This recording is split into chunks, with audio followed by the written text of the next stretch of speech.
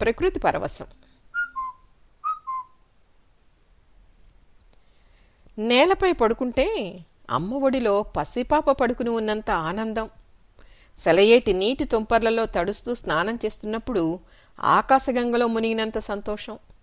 ఉషస్సులో తూర్పు దిక్కులో సింధూరం లాంటి బాలభానుణ్ణి దర్శించినప్పుడు శరీరానికి రంగులను పూసుకున్నంత ఆహ్లాదం. వేకువ నడకదారిలో చెక్కిలను నిమురుతూ పలకరిస్తున్న మందమారుతాల స్పర్శలో పులకరించే అనుభూతి. పున్నమిరేయి ఆరుబయట పండువెన్నెల్లో పడక వేసుకుని పడుకుని నింగిలోని తారల రంగవల్లులను చూసి చందమామతో ముచ్చట్లాడే మురిపాల మురిపం.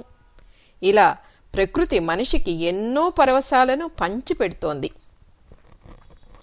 ప్రకృతి మనిషికి రక్షణ కవచం, ప్రకృతి మనిషికి ప్రియమైన నెచ్చలి, ప్రకృతి మనిషికి అభినవ ధన్వంతరి, ప్రకృతి మనిషికి అమూల్యమైన సిరి. ఇలాంటి ప్రకృతిని మనిషి ఎలా చూస్తున్నాడు? ఎలాంటి కృతజ్ఞతను ప్రకటిస్తున్నాడు? మనిషిలోని అజ్ఞానం, అవగాహన రాహిత్యం, దురాశ, దురాలోచన, స్వార్థం ప్రకృతిని శత్రువుగా చేస్తున్నాయి. మనిషి విధ్వంస కృత్యాలకి ప్రకృతి బలి అవుతోంది. పరోపకారమే పరమావధిగా సాగే ప్రకృతి నైజానికి మనిషిలోని కృతక ప్రవృత్తి విరుద్ధమై ఆత్మహత్యా సదృశం అవుతోంది. భగవంతుడు మనిషికి ప్రసాదించిన ఉచిత వరం ప్రకృతి. ఉచితంగా లభించిన ప్రకృతిని అనుచితంగా వినియోగిస్తూ అమ్ముకుంటున్న మనిషి ప్రకృతికి మిత్రుడు ఎలా అవుతాడు? కాలం ప్రకృతితో కలిసి కమనీయంగా ఋతువులను సృష్టిస్తోంది. మనిషి బతుకులో వికాసాల పంటలను పండిస్తోంది. చిగురు వేసే వసంతానికి స్వాగతం పలుకుతోంది. మండించే గ్రీష్మంతో వెచ్చదనాన్ని అందిస్తోంది. తడిపివేసే వర్షంలో ముంచెత్తుతోంది. వెన్నెలల శరత్తును వెన్నెల నోటికి అందిస్తోంది. వణికించే హేమంతంతో పులకల మొలకలను సృష్టిస్తోంది. రాలిపడే శిశిరంలో నిరాశల ఎండుటాకులను వదిలేస్తోంది.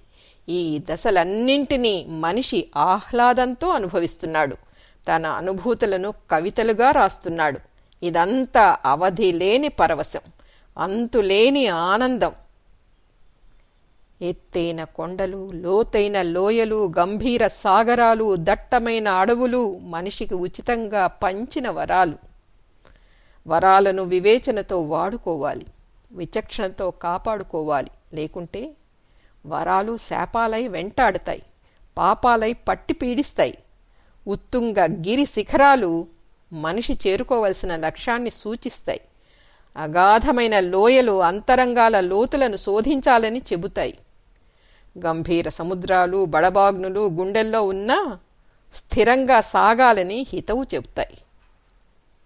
పచ్చదనాలతో పరవశించే అరణ్యాలు బతికినంత కాలం పచ్చగా ఉండమంటాయి. ప్రకృతి చేసే మౌన బోధనలను మనిషి అర్థం చేసుకోవాలి. పై చూపులతో కాకుండా లోచూపులతో అన్వేషించాలి. లోచనాలు సులోచనాలు కావాలి. ఆలోచనలు మనోవాచకాలు కావాలి. మనిషికి స్వార్థం ఒక్కటే పరమార్థం కాదు, పరార్థం కూడా పరమార్థం కావాలి. మురిగిపోయేలా నిధులను కూడబెట్టడం కాదు, మురిపంగా అందరికీ పంచిపెట్టాలి. బతకడానికి కావలసినంత పోగు చేసుకోవడం తప్పు కాదు, కానీ అవసరానికి మించిన నిక్షేపం అనర్థాలకే ఉపయోగపడుతుందని గ్రహించాలి అంటున్నారు డాక్టర్ ఆయాచిత నటేశ్వర శర్మ గారు. ఎంత చక్కటి వర్ణన, పులకింపు చేసే భావనాజాలం, మనసుకు హత్తుకునేలా ఈ పదజాలం. ప్రస్తుత కాలానికి ఇలాంటివి ఎన్ని రాసినా, ఎంత చదివి వినిపించినా అరణ్యరోదనే. నాటి కాలుష్య రహిత వాతావరణానికి నేటి కాలుష్య భరిత జీవనానికి ఎంత వ్యత్యాసం. మనుగడ సజావుగా సాగాలంటే ప్రకృతిపై దృష్టి పెట్టడమే.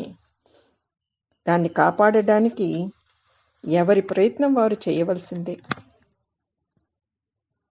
ఇది ప్రతివారు తమ సమస్యగా భావించి జాగ్రత్త తీసుకుంటే తప్ప పరిష్కారమయ్యే సమస్య కాదు.